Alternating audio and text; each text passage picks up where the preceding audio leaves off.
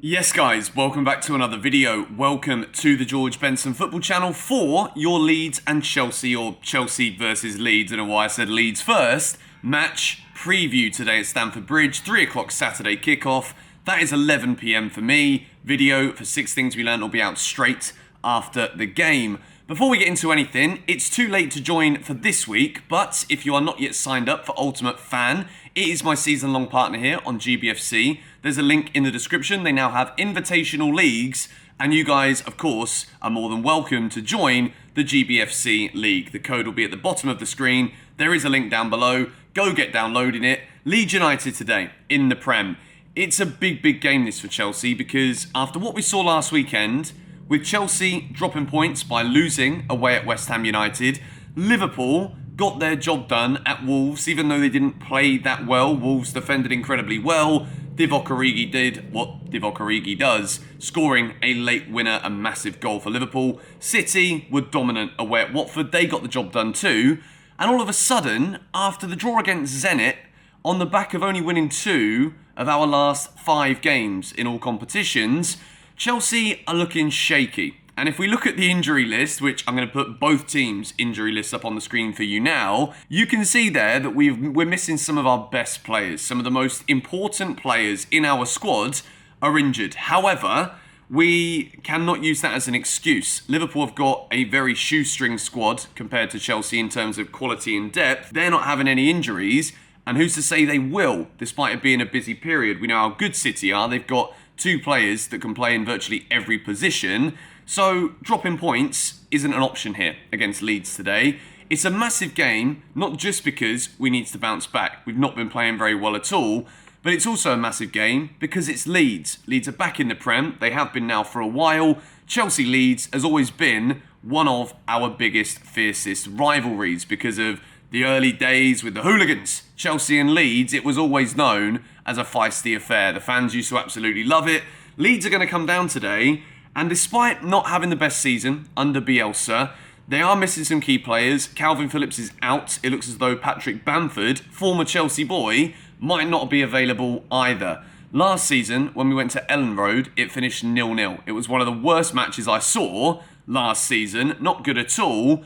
But Chelsea today, they're going to have to pull something out of the hat here. Yes, there's still a load of injuries. The good news is that Jorginho is back. I think we can see from Thomas Tuchel's interviews this week that using Ross Barkley and Saul Niguez is not something that Thomas Tuchel wants or is willing to do anymore. So Reece James is going to be back in the right wing back position. I've got an itchy nose for some reason up here. But Reece James is going to be back, Jorginho back in the middle, and Ruben Loftus-Cheek, who was injured in the warm-up against Zenit, looks set to return to the side as well. Chelsea versus Leeds, without any further ado, we are going to get into my lineup prediction. In goal, returning, is Edouard Mendy. Kepa conceded 3 goals against Zenit, but I actually think he saved us a humiliating embarrassment. Yes, Mendy may have saved the shots that Kepa saved as well, but Zenit carved open the Chelsea defence far too many times, scored 3 goals against us, and we've conceded 6 in the last week, which, considering we've been so good defensively before, we've got to fix that. And I'm hoping today that Thomas Tuchel just wants to shut Leeds out completely. Leeds are a side who like to play expansive football under Bielsa. They might come to Stamford Bridge, try and play, but they also might try and dig in and pick up the same result that they managed to get at Ellen Road. Chelsea know that the fans are going to be nervous today. There's going to be a little bit of air of trepidation, I guess is the correct word that could be used at Stamford Bridge, because we know that any more results like the one we had at West Ham last week, and the title is going to say goodbye very quickly. We need to keep on winning. We've got 2 home games now in a row, and we've got to solve this home form. We've drawn both of the last 2 home games in the Premier League by 1-1. Burnley, which you've got to be winning, and Manchester United, which at the time, the United performance, I'm like, how the bloody hell have Chelsea not won this game? Mendy keeps his place in between the sticks, and we move into a back 3. And I thought about sticking Christensen on the right-hand side, but I've got to drop Christensen for this game today. The performance against Zenit was absolutely...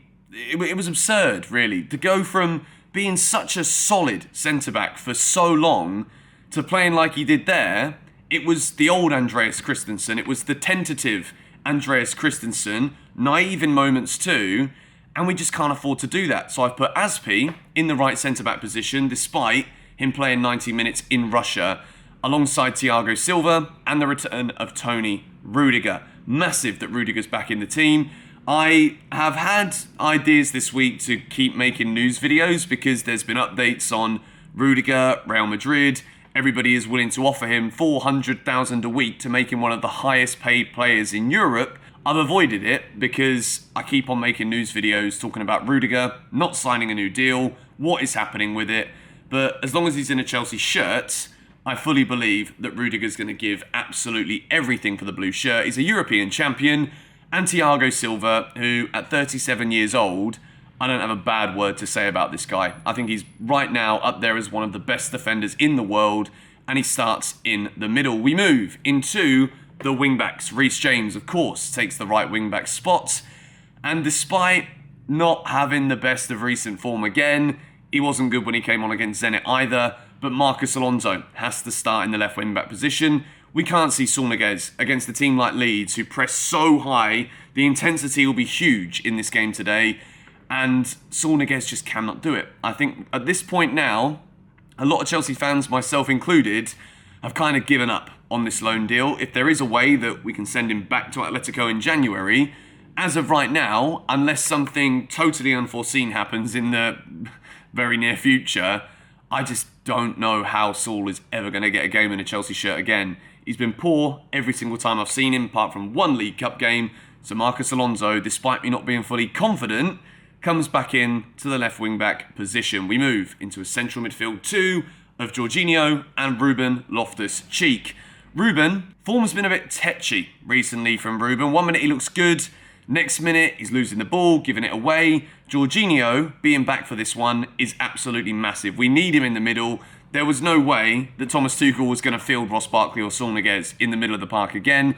Jorginho is going to be playing through pain once more, which isn't ideal, considering we've seen the mistakes that are in Jorginho's game, particularly against United and West Ham.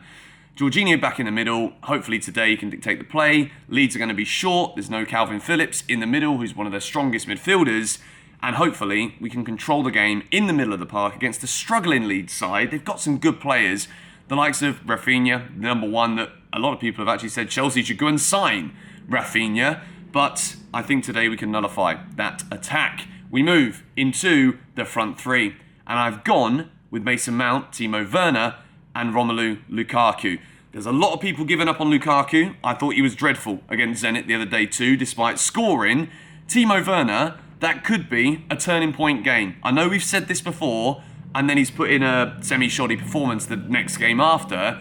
The second goal is a brilliant finish. The footwork, incredibly quick. Great finish, and the first one, well, if my nan would have missed that, or if I'd have missed that, you know, I think we both would have been shot, to be honest. The first goal was a tap-in, second one was a great finish, and he gets the assist for Lukaku too, which to me, plays him into the starting 11. Callum Hudson-Odoi, I've been frustrated with him in the last couple of games. I think his decision-making's been poor.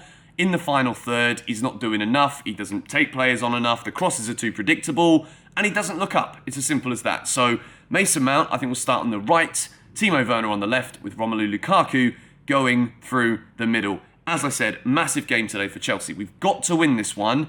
And my prediction is that it might be a struggle, but I think we will win. And I think it will be Chelsea 2, Leeds 1. I don't really care about the performance today. I just want 3 points. Get us through this Christmas period. We did win at Watford.